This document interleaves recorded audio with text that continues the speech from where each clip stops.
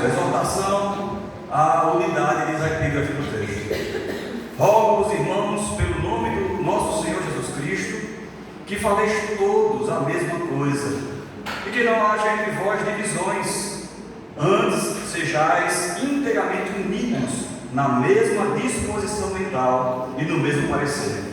Pois a vosso respeito, meus irmãos, fui informado pelos da casa de Cloé que há contendas entre vós. Só até aqui, irmãos. Não tenho pretensão de me aprofundar no texto, mas eu queria falar sobre o amor. O texto fala sobre unidade para a solução de problemas, que vai ser equivalente a amor também. Vocês vão ver. O apóstolo Paulo, em sua segunda viagem missionária, ele fica em Corinto, e lá ele conhece um casal, Áquila e Priscila, que foram cooperadores do seu ministério. E eles eram da mesma profissão, eles produziam tendas. Então, para Paulo foi algo muito satisfatório estar com alguém que estão ali exercendo a mesma profissão. Áquila e Priscila, que saíram de Roma pelo edito, não é, do imperador Cláudio, que expulsou os hebreus, os judeus de Roma, e ali Paulo ficou com eles 1 ano e 6 meses naquela cidade, que foi tempo suficiente para pregar o Evangelho como ele estava habituado a fazer. Agora, uma vez essa igreja instaurada, funcionando, o apóstolo Paulo se ausenta e ele fica sabendo, através da família de uma irmã chamada Cloé, e veja, fica sabendo, não foi fofoca, é totalmente diferente. Havia uma irmã que estava preocupada com os acontecimentos, os últimos acontecimentos daquela igreja, e resolveu, em amor e misericórdia, entrar em contato com aquele que era o pai espiritual daqueles irmãos, para que ele tomasse uma providência, porque a igreja não estava do mesmo jeito que ele deixou. Surgiram, nós sabemos que era uma igreja muito problemática, os irmãos devem saber, já deve ter ouvido, né? É um texto bastante conhecido, uma epístola bastante conhecida, que haviam várias divisões naquela igreja. Alguns diziam que era de Pedro, de Paulo, de Apolo, outros de Cristo. Haviam irmãos levando a justiça como outros irmãos. Havia promiscuidade dentro da igreja. Era uma igreja que não estava nem sabendo cear. E Paulo vai tratando desses assuntos de maneira honesta, de maneira amorosa, mas de maneira firme também.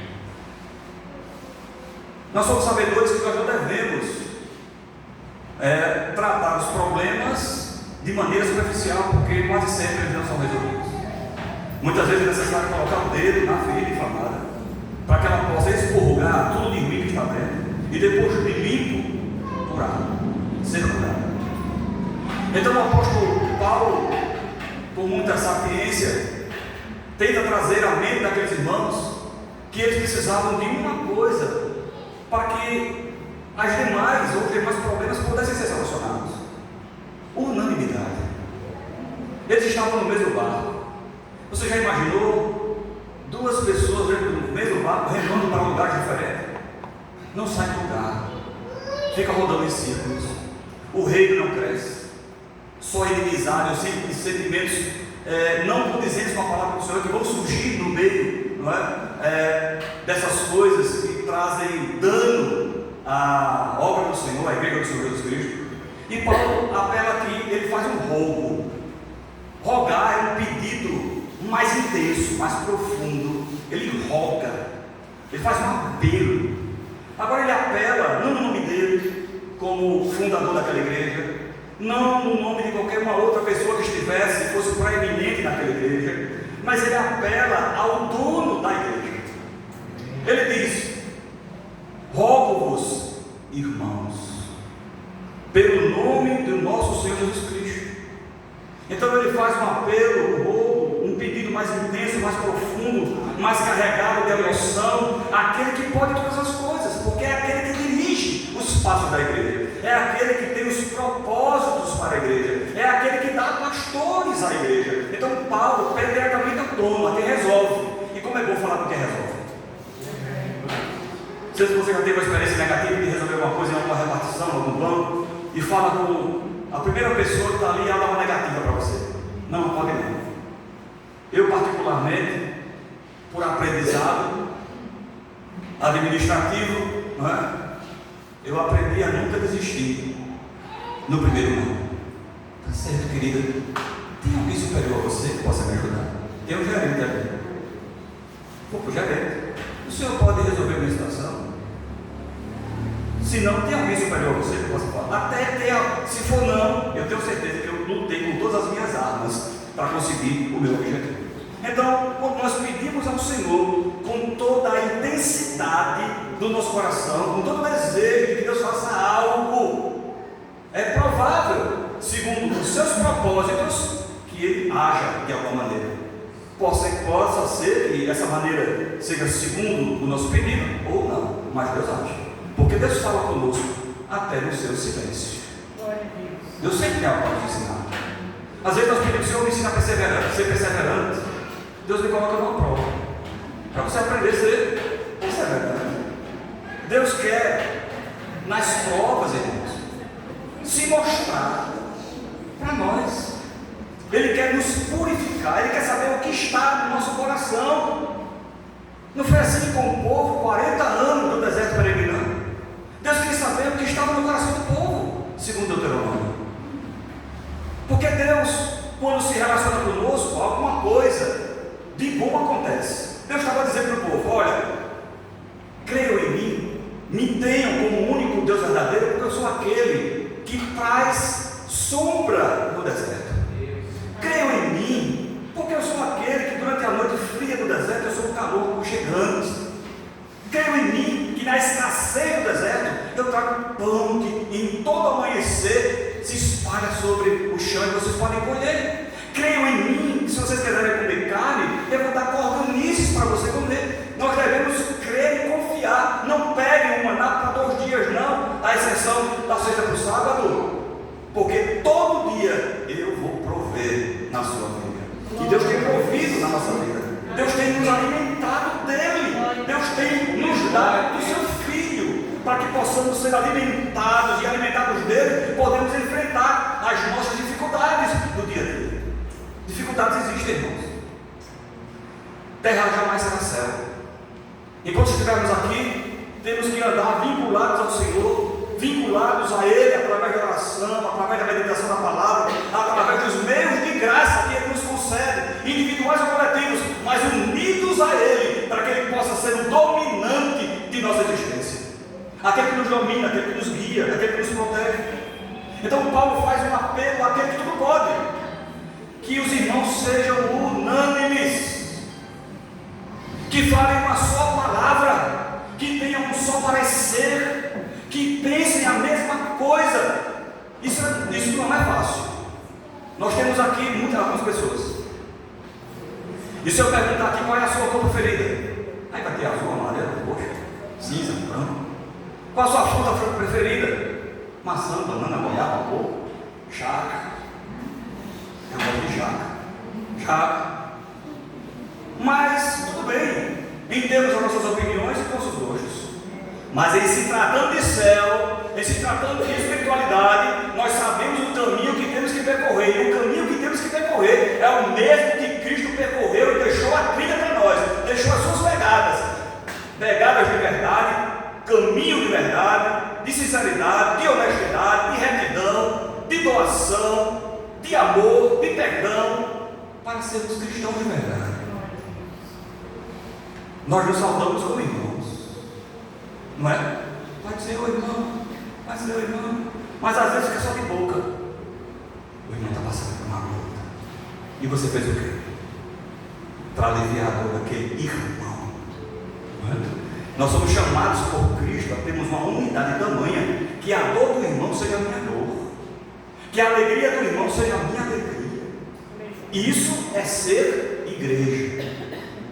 Quem está controlando a hora? Tu falou 15 minutos, foi mais de hora. Eu gosto de ser pontual. Me diga, mas eu faço assim, falta 5. Certo? Pronto, ele vai me orientar, faltando 5 minutos eu termino. Então nós somos convidados pelo Senhor a falarmos a mesma coisa. E para falarmos a mesma coisa, temos que ter a mesma disposição mental. Disposição mental é querer. em prol de algo maior?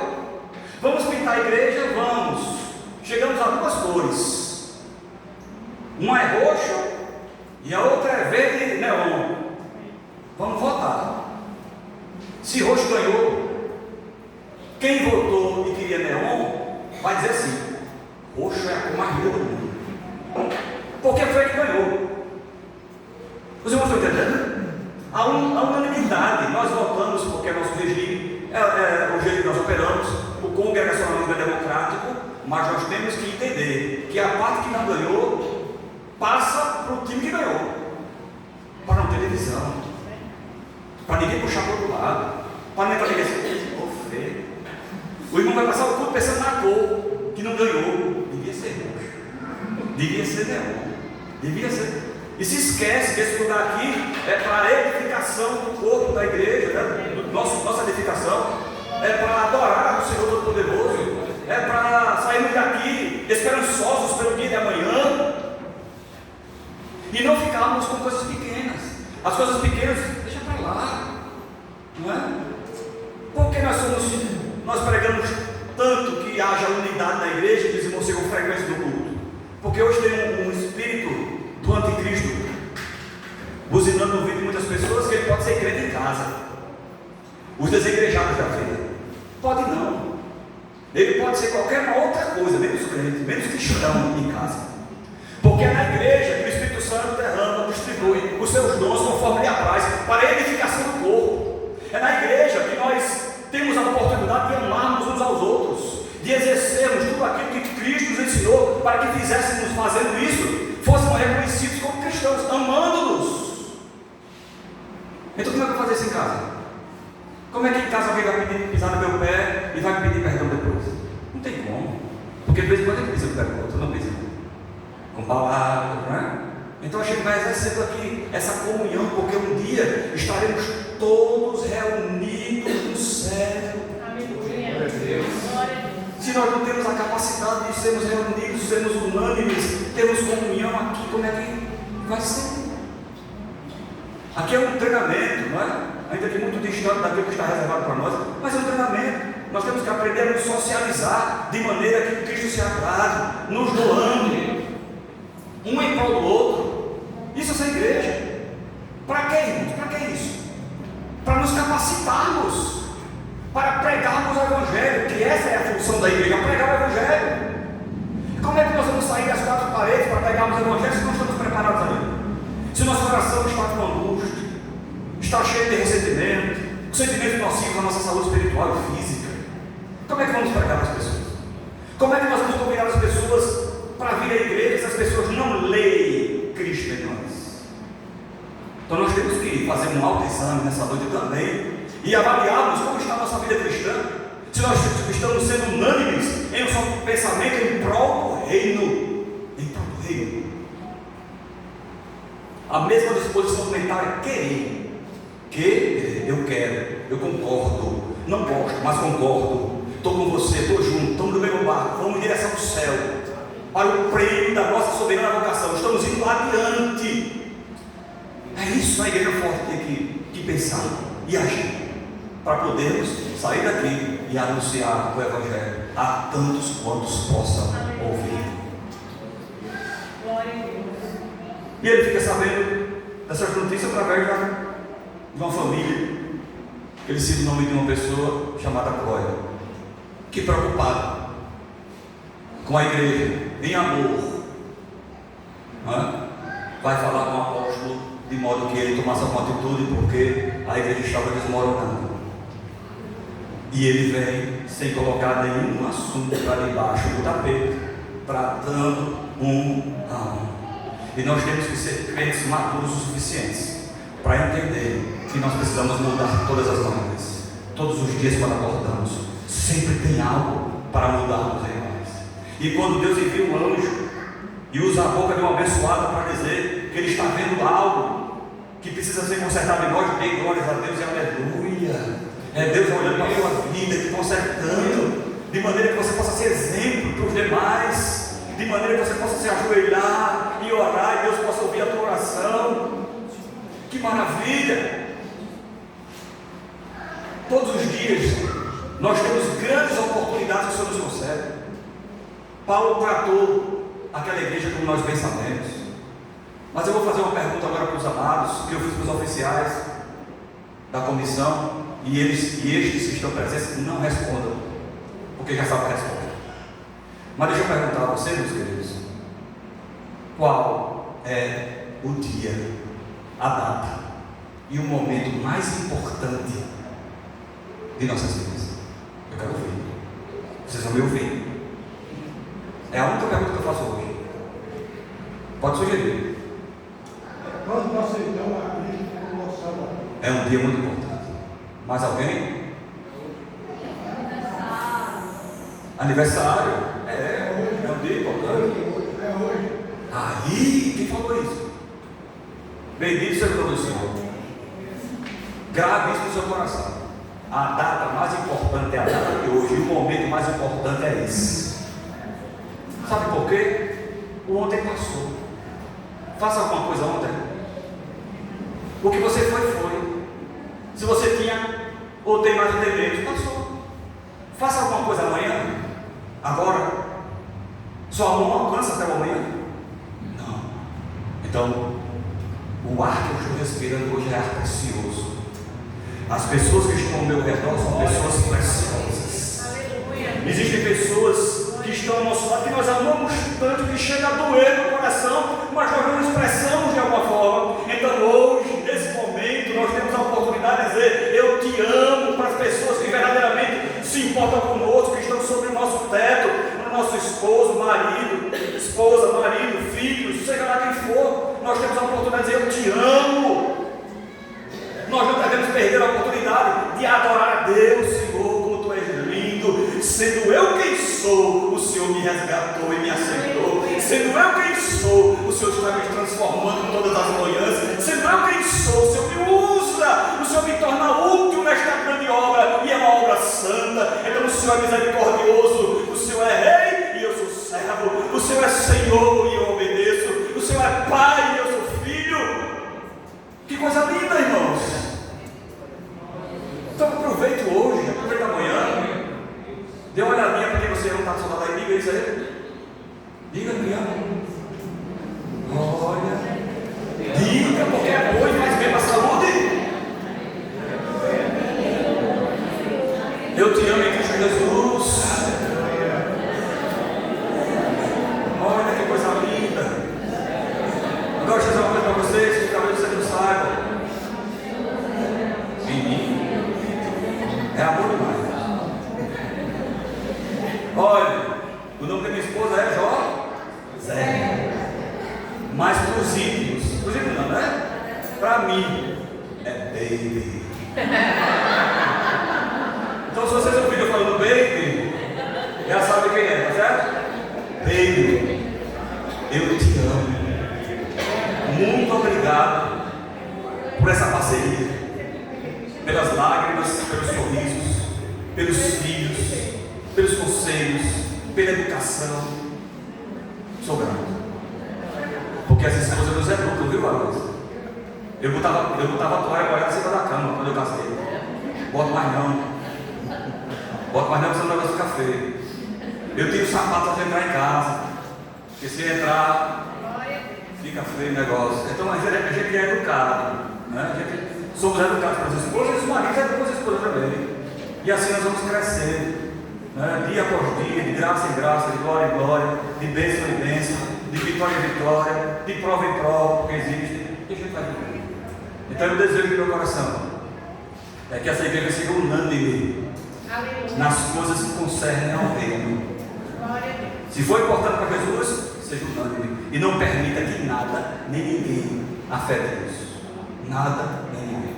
E assim eu creio que Deus vai levar adiante essas portas abertas, como vem trazendo ao longo do tempo. Quantas pessoas já não foram edificadas nesse lugar? Eu tive a oportunidade de estar com o irmão que disse que passou da salinha das crianças para o ministério. Para uma vida de igreja. Que coisa linda.